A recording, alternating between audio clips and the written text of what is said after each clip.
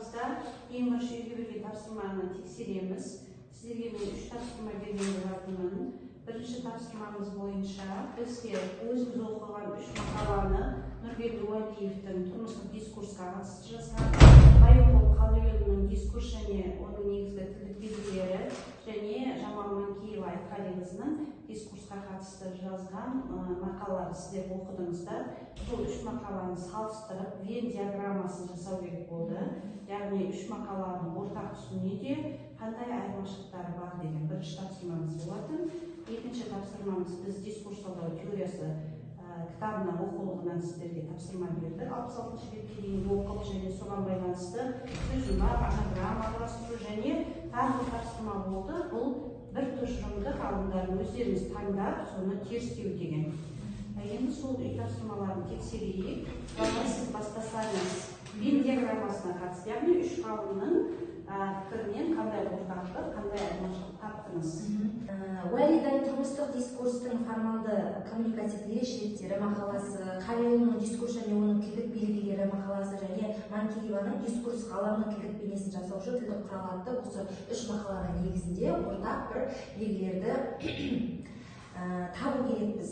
Енді менің жасаған бойынша, талдауым бойынша, бірінші Уәли өз мақаласында былай айтады: контекст, сөз жағдаяты және аялық білім дегенге тоқталады. Яғни екі коммуниканттар арасында қарым-қатынас орнау үшін оларда белгілі бір аялық білім болу керек. Сол жағдаятқа байланысты. Және пресуппозициялық аялық біліммен байланысты болғанда ғана қарым-қатынас түбегейлі орнайды, дискурс болады деген түсінік айтады. Қалиұлының мақаласында екі тұлғаның арасында жағдаяттық, тілдік, әлеуметтік, этномәдениеттік, психологиялық ортақтықтардың болуы арқасында ғана екі жарым жаңа коммуниканттар бір жақты түсіне алады дейді. Сонда ғана тілдік қарым-қатынас орнайды.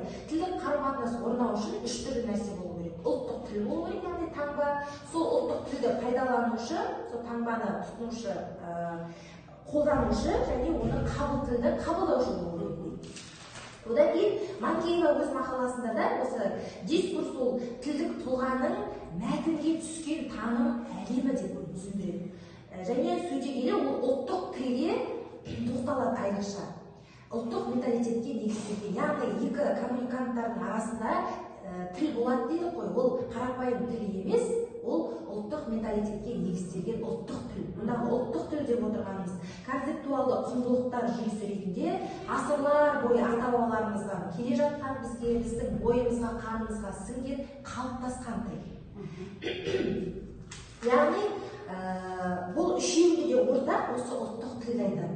Яғни дискурс болу үшін ұлттық тіл болу керек дегенді 3 ғалымда көрсетеді, иә? Қандай айырмашылықтарын байқадыңыз? Уәли өз мақаласында тұрмыстық дискурсқа айрықша тоқталады. Яғни жаңағыда мысал келтіреді, тұрмыстық дискурста ықшамдалып беріледі ғой, бірақ бұл дискурстың қай түрі болмасын, бұл басшылыққа алыну керек, бұл нәрсе айтылған. Мәселен, кесетінің қайда деген уақытта біз оның кесетін нәрсені, яғни бір затты бөлшектерге бөлетін зат екенін білеміз, түсінік бар бізде ондай. Бірақ оның қай жағдаятта айтып тұрғанына байланысты қандай кесет құрал екенін білмейміз. Мәселен, Гүлжайна апай, менің кесетінім қайда десем, мысалға, алдыңғы сабақта менен ол қайшы алды дедік, мысалы. Бүгін ол кісіден мен қайшыны сұрағым келген уақытта, кесетінім қайда апай деп дейтін болса, ол кісі кешеді, ал менен алған қайшы екенін біледі. Өйткені аялық білім деп тұрғанымыз осы ғой, мұнда түсінік бар, қалыптасқан. Ал Қалиұлы жаңағы айтқандай сол ұлттық тіл болу керек, тілді қолданушы болу керек және тілді қабылдаушы болу керек деген нәрсені айтады. Ал Манкеева болса, сол ұлттық менталитетке негізделген ұлттық таным болу керек. Ұлттық таным ұлттық тіл арқылы жүзеге асады және ол әлемнің тілдік бейнесін тілдік тұлға қалыптастырады деген түсініктерді келтіреді. Мен де осы 3 мақаланы оқып, біріншісі Уәлидің тұрмыстық дискурсқа байланысты, екінші Қалиұлының дискурстың тілдік белгілері, үшінші мақала бұл Манкееваның дискурстың концепт ұлттық таным тұрғысынан зерделеп жазған мақалаларын оқыған кезде, бұл 3 мақаладағы ұқсастық ретінде, мысалы, Нұрберді Уәлидің мақаласына былай дейді: сөз субъектісі, яғни сөйлеуші өзін тұлға ретінде көрсетеді. Оның сөйлеген сөзінен белгілі бір этносқа, ұлтқа тән екенін, мәдени деңгейін, дүниетанымдық ерекшелігін, этникалық және құндылықтар жөніндегі түсінігін байқатып тұрады дейді. Сөйлеген кезінде. Ал Қалиұлы дәл осындай пікір айтады, бірақ басқаша түрде, онда былай дейді. Тіл атауының басты қызметі қарым-қатынастық қызмет. Тілдік қарым-қатынастық болу үшін үш нәрсе болу шарт. Бірінші, ұлттық тіл, яғни таңба. Екінші, сол тілді қолданушы адресант, және оны түсініп қабылдаушы адресант болу керек дегенді айтады.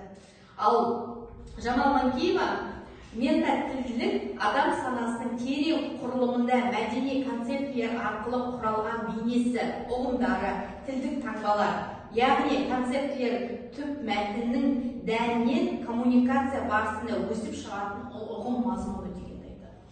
Яғни бұл жерде үшеуінің де айтып тұрғаны, яғни адамдар арасында дискурс болу үшін, яғни коммуникация болу үшін ол тіл болу керек. Адамдар түсінетін, бір-бір түсінетін, ортақ тіл болу керек, жағдаят болу керек. Сол кезде ол адам дискурсқа түсе алады, бір-бірін түсіне алады. Егер ортақ тіл болмаған жағдайда ол бір-бірін түсінбейді, яғни екі түрлі тілді сөйлейтін адамдардың бір-бірін түсінуі өте қиын дегенді айтады. Ортақ тақырып болу керек, ортақ тіл болу керек, коммуникативтік жағдай болу керек. Коммуникативтік жағдайға не кіргізетін еді? Коммуникативтік жағдайдың құрамына не кіреді? Дәл сол кезде болып жатқан уақыт оқиға қай жерде болып жатыр және қай уақытта кіммен кімнің арасында болып жатыр. Жақсы. Бірінші Вен диаграммасын, яғни үш ғалымның мақаласындағы негізгі ортақтық пен айырмашылықты дұрыс ажыратқансыздар. Мұнда екінші тапсырмамызға көшейік. Екінші тапсырма дискурс талдау теориясы бойынша оқулығы бойынша сіздерге ребус, анаграмма құрастыру керек деген болатын. Дайындап келген тапсырмаларымызбен бір-бірімізге ауыса қойыңыздар. Үйден дайындап келген анаграмма, сіз не дайындадыңыз? Анаграмма дайындадыңыз. Түржайдар анаграмманы шешек, Түржайдар сіз не дайындадыңыз? Анаграмма дайындады. Шешуге бұндай ойыңыздар.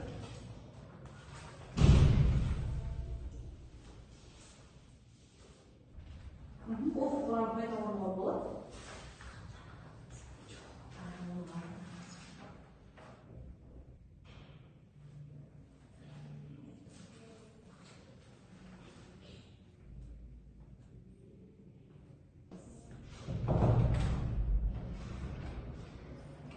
Само собой, физический выбор.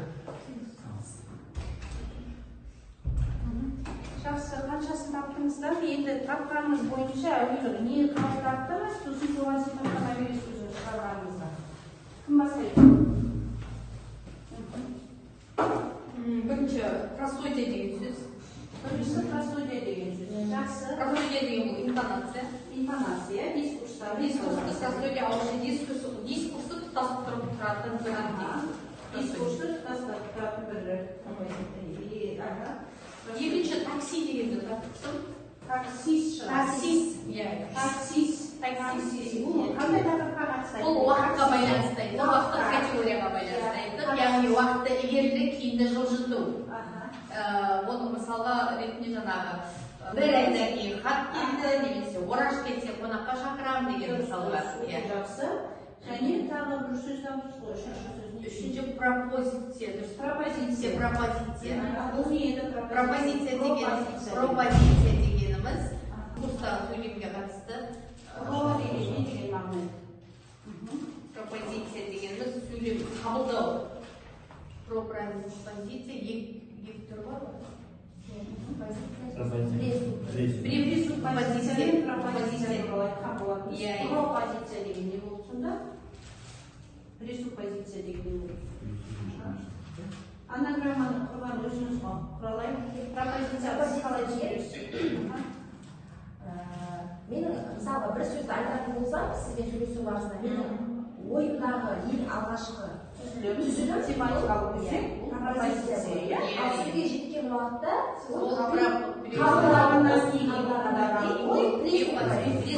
жақсы. Тағы неше сөз берген? калган 7 жеті сөздүккө үшөөгүн таптыңыз, иә? Үшөөгүн таптыңыз. Куралайга мындан 400 400 экөөүн таптыңыз. Кандай мәтін шықты, мәтін, сосын афазия. мәтін деген не, афазия деген не? Қалай түсіндіресіз? Мәтін деген не еді? Дискурсқа қатысты алғанда. Дискурсқа қатысты алғанда мәтін ол дискурс пен жағдаяттың айырмасы. Мәтін дискурс пен жағдаяттың айырмасы. Ал неге дискурсқа қарай алғанда бұл осы мәтін мен жағдаяттың қосындысы. Мәтін мен жағдаяттың. Мәтінді көруге болады, оқуға болады, физикалық құбылыс деп қараймыз. Ал дискурс абстрактылы болуш. Жақсы. Афазия деген не?